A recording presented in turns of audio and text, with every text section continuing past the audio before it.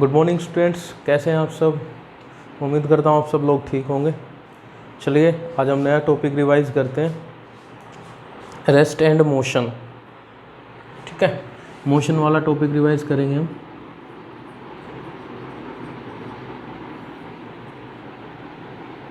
ठीक है, मोशन। सबसे पहले अगर हम मोशन शुरू करें तो मोशन से पहले हमें एक टर्म और पढ़नी होगी मोशन में, रेस्ट यानी विराम अवस्था। विराम अवस्था कब होती है? When a body does not change its position with respect to its surroundings। ठीक है, जब कोई बॉडी अपनी सराउंडिंग्स यानी अपनी परिवेश के साथ अपनी पोजीशन चेंज ना कर पाए, ठीक है, तो उसको हम क्या बोलते हैं कि बॉडी किस में है? विराम अवस्था में है, रेस्ट में है। जबकि मोशन में क्या होता है? मोशन रेस्ट का उल्टा होता है। ठीक है, when a body changes its position with respect to its surroundings। ठीक है, मोशन कब होगा? जब कोई बॉडी अपनी प्रदेश के साथ जो है अपनी पोजीशन चेंज करे। ठीक है, तो उसको क्या बोलेंगे कि बॉडी किस में है? गति में। ठीक है, रेस्ट में क्या होता है कि पोजीशन चेंज नहीं हो रही है सराउंडिंग के साथ। मोशन में क्या होता है? सराउंडिंग्स के साथ पोजीशन चेंज हो रही है। ठीक है, चलिए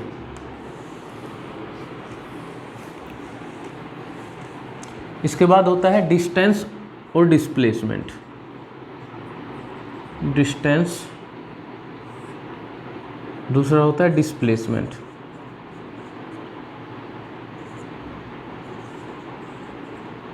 डिस्प्लेसमेंट, ठीक है, ये होती है दूरी, ये होता है विस्थापन। ठीक है, तो डिस्टेंस क्या होता है?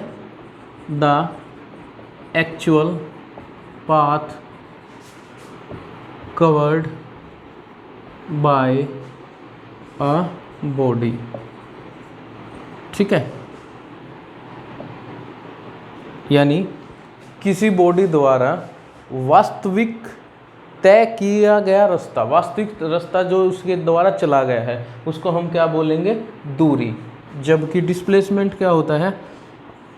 द शॉर्टेस्ट डिस्टेंस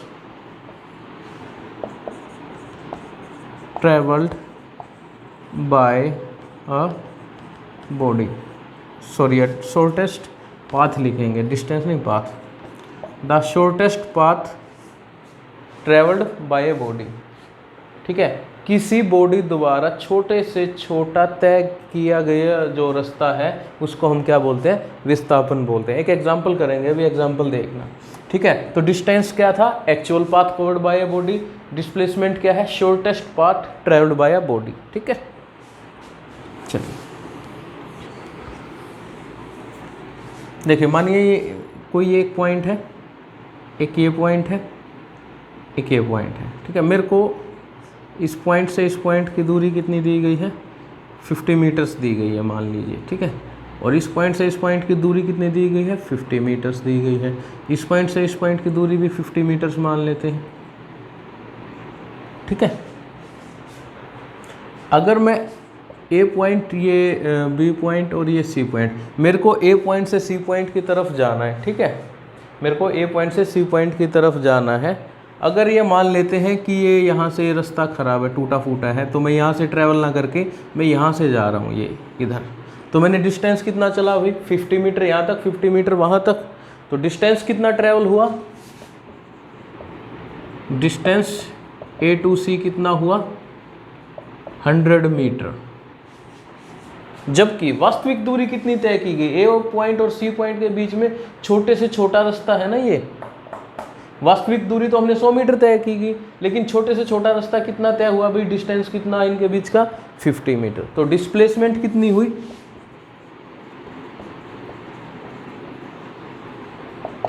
डिस्प्लेसमेंट हुई 50 मीटर। ठीक है, तो यहाँ से आप एक चीज़ नोट करेंगे कि डिस्टेंस जो है आपका पॉजिटिव हो सकता है और जीरो हो सकता है। अगर मैं इस पॉइंट से यहाँ तक जा रहा हूँ तो पॉजिटिव ही होगा, यहाँ जा रहा हूँ पॉजिटिव होगा, वापस यहाँ आ रहा हूँ तब भी पॉजिटिव होगा, डिस्टेंस तो माइनस होगा नहीं, क्योंकि कुछ ना कुछ तो हम चले ही हैं। ठीक है, जबकि डिस्प्लेसमेंट क्या है, अगर मेरे को जाना इस दिशा में और मैं इस दिशा में चला गया तो मेरा डिस्प्लेसमेंट क्या हो जाएगा, नेगेटिव डिस्प्लेसमेंट। ठीक है, तो क्या होगा, नेगेटिव डिस्प्लेसमेंट। तो हमारा जो डिस्प्लेसमेंट क्या है, विस्थापन क्या हो सकता है, नेगेटिव भी हो सकता है, पॉजिटिव भी हो सकता है और जीरो भी हो सकता है। क्लियर। चलिए इसके बाद आते हैं हम वेलोसिटी पे, स्पीड और वेलोसिटी। स्पीड और वेलोसिटी यानी चाल एवं वेग। मोशन आपकी गति होती है, स्पीड आपकी चाल होती है, वेलोसिटी आपकी वेग होती है। ठीक है, स्पीड क्या होता है भाई, डिस्टेंस ट्रेवल्ड बटा टाइम टेकन। ठीक है, जितनी दूरी चली और उस दूरी में चलने में लिया गया समय क्या हो जाएगा, हमारा स्पीड होती है। जबकि वेलोसिटी क्या होगी, डिस्प्लेसमेंट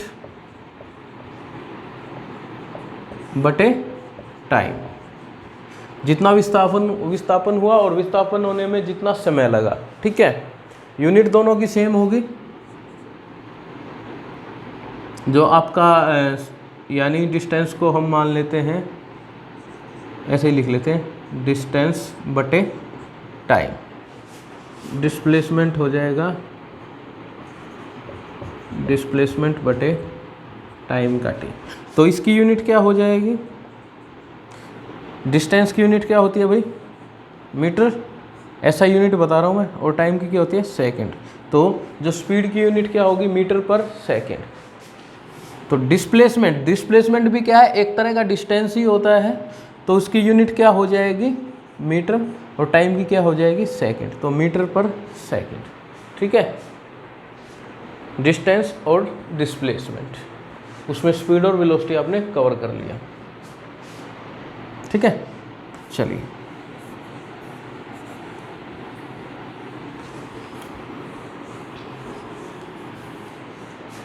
एक आता है एक्सेलरेशन। ठीक है, और फिर आएगा एक रिटार्डेशन। इसी को नेगेटिव एक्सेलरेशन,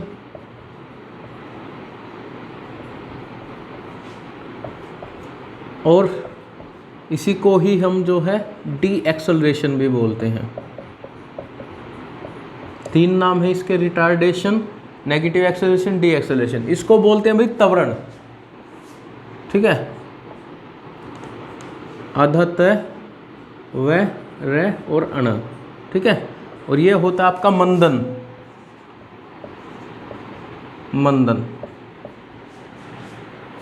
ठीक है, चलिए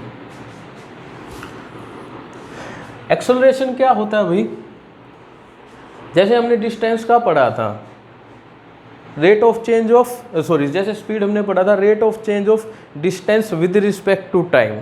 ठीक है, वैसे एक्सेलरेशन क्या होता है, rate of change of velocity, rate of change of velocity. अभी तक हमने खाली वेलोसिटी पढ़ा था, आगे हम थोड़ा सा और पढ़ेंगे, देखना।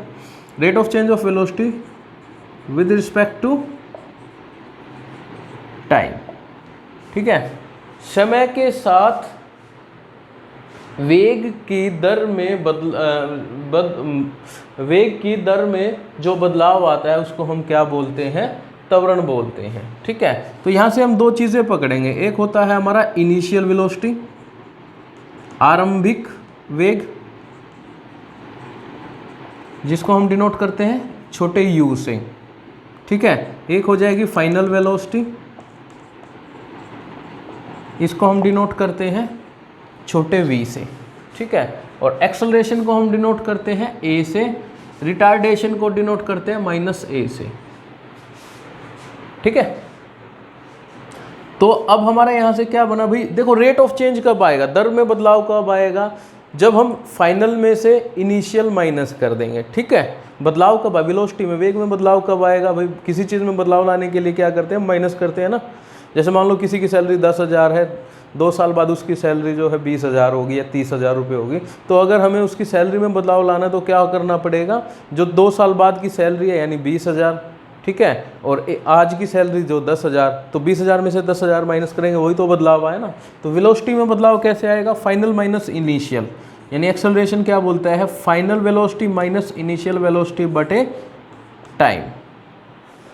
ठीक है, तो यहाँ से आपका क्या हो जाएगा, acceleration is equal to v minus you by T, और इसकी यूनिट क्या हो जाएगी भाई, अब वेलोसिटी में से वेलोसिटी माइनस कर रहे हैं।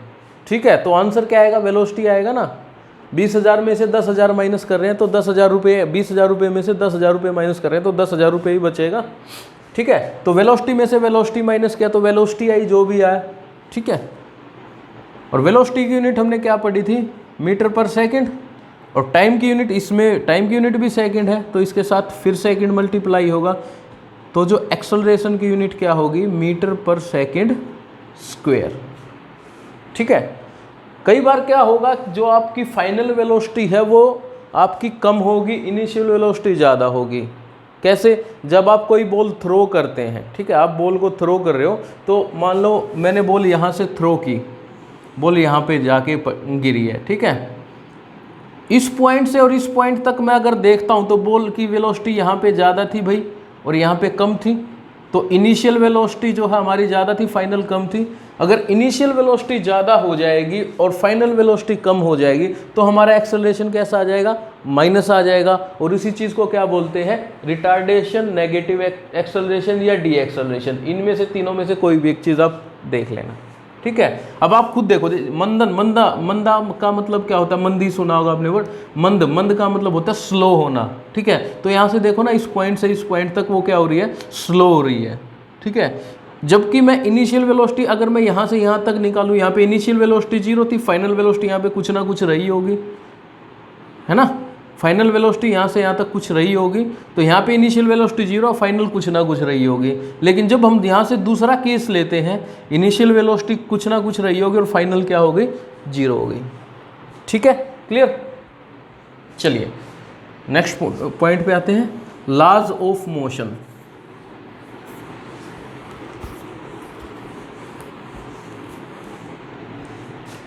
Laws of motion, sir Isaac Newton ने जो है मोशन के लॉ दिए थे, 3 लॉ दिए थे।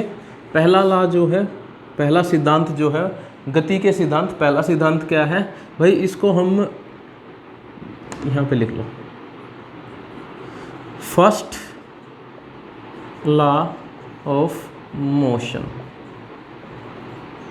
ठीक है, इसी को हम क्या बोलते हैं, लॉ ऑफ इनर्शिया भी बोलते हैं, लॉ ऑफ इनर्शिया।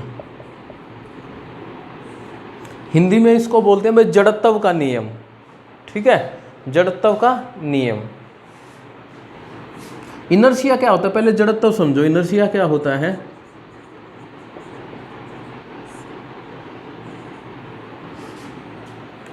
इनर्शिया जड़त्व कि कोई भी बॉडी जो है अपनी पोजीशन अपने आप चेंज नहीं कर सकती। जैसे ये डस्टर है, मैंने यहाँ पे इसको रख दिया, कोई भी नॉन लिविंग थिंग है, मैंने इसको यहाँ पे रख दिया। ठीक है, इसको यहाँ से मूव करने के लिए मेरे को एक्सटर्नल फोर्स लगाना पड़ेगा। ठीक है, तो ये हमारा जड़त्व का नियम होता है। ठीक है, तो इनर्शिया क्या बोलता है, the inability of a body to change its position by itself. ठीक है, किसी भी बॉडी की अक्षमता कि वो अपने जो पोजीशन को स्वयं नहीं बदल सकती, उसको हम क्या बोलते हैं, जड़त्व बोलते हैं। तो जो फर्स्ट लॉ हमारा बना, जड़त्व का नियम जो पहला बना मोशन का, तो उसमें क्या होगा भाई, a body will be continue in the state of rest or in state of motion unless some external force is applied to change its state. ठीक है, क्या बोलता है कि कोई भी बॉडी अगर वो रेस्ट में है तो रेस्ट में रहेगी और मोशन में है तो मोशन में रहेगी, जब तक उस पर बाहर से कोई हम बल ना लगाएं। ठीक है, फर्स्ट लॉ ऑफ मोशन ये बोलता है। जैसे एग्जांपल है इसका, जब हम बस में ट्रैवल कर रहे होते हैं, ठीक है, मान लीजिए आप खड़े हैं, तो बस चल रही है और ड्राइवर एकदम से ब्रेक लगाता है, तो हमारी बॉडी जो है, नीचे वाला जो हमारे पैर हैं जहाँ पे हम खड़े हुए हैं बस में, तो हम एक वो तो फिक्स होते हैं, लेकिन हमारी अपर बॉडी क्या होती है, हम एकदम से ऐसे आगे की तरफ गिरते हैं। होता है ना ऐसा, किस वजह से होता है, जड़त्व के नियम के कारण होता है। इसका अपोजिट, जब कोई बस रुकी हुई है या बाइक रुकी, आप बाइक पे बैठते हैं, पीछे बैठे हुए हैं मान लीजिए, और आपका फ्रेंड एकदम से जो है एक्सेलरेट कर देता है, ठीक है, तो आप पीछे की तरफ गिरते हैं। किस वजह से, क्योंकि आपकी बॉडी पहले रेस्ट में थी और अचानक से मोशन में आ गई है। ठीक है, तो वो जड़त्व के नियम के कारण होती है। चले सेकंड लॉ देखते हैं।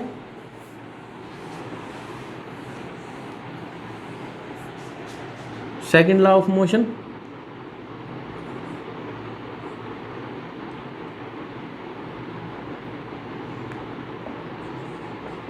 Second law of motion,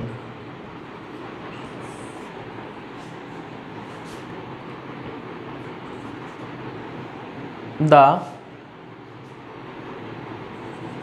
rate of change of momentum is directly proportional to external force applied। ठीक है, and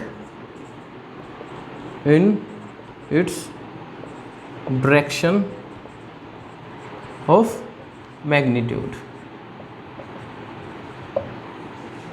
ठीक है, क्या बोलता है भाई, मोमेंटम होता है संवेग, मोमेंटम होता है, इसका हिंदी मतलब होता है संवेग। आगे आएगा, दोबारा पढ़ाएंगे इसको, अब बस फिलहाल के लिए इतना याद रख लो। ठीक है, जो संवेग की परिवर्तन दर है वो आपके समानुपाती होगी किसके, जो हमने उस पर बाह्य बल लगाया है। किसी बॉडी पर हम बाह्य कोई बल लगाया तो जो हमारा संवेग है उसकी दर और जो हमने बाह्य बल लगाया है वो कैसी होंगी, समानुपाती होंगी। ठीक है, चलिए इसको हम एक्सप्लेन करते हैं थोड़ा सा।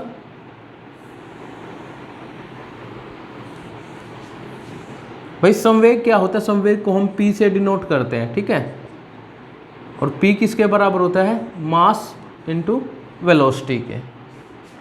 ठीक है, अब इसने बोला है इसकी चेंज दर।